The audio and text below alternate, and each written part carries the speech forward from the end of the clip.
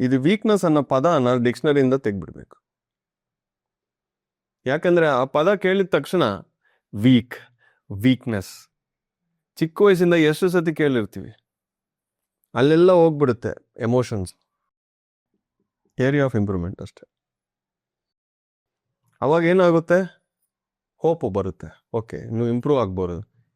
Improvement ಅಲ್ವಾ, improvement ಎಲ್ಲಿರುತ್ತೆ ಅಂದರೆ ಸ್ಕೋಪ್ ಇದ್ರೇ ಇಂಪ್ರೂವ್ ಆಗೋದು. Area of improvement. ಕೆಲವೊಂದು ಪದಗಳು ನಾವು ನಮ್ಮ ಲೈಫಲ್ಲಿ ಯೂಸ್ ಮಾಡಬಾರ್ದು.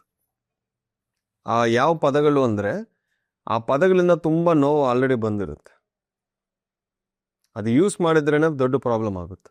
ಒಂದು ಮೀಟಿಂಗಲ್ಲಿ ನಾನು ಅವಾಗ ಇಂಗ್ಲೀಷ್ ಪದಗಳು ಮಾತಾಡ್ತಾ ಇದ್ರೆ ಒಬ್ಬರು ಅರೋಸ್ ಆಗ್ತಾನೆ ಇದ್ದಾರೆ. ಅದೇ ವರ್ಡ್ ನಾನು ತೆಲುಗಲ್ಲಿ ಕನ್ನಡಲ್ಲಿ ಮಾತಾಡಿದ್ರೆ ಅವ್ರಿಗೆ ಪ್ರಾಬ್ಲಮ್ ಇಲ್ಲ.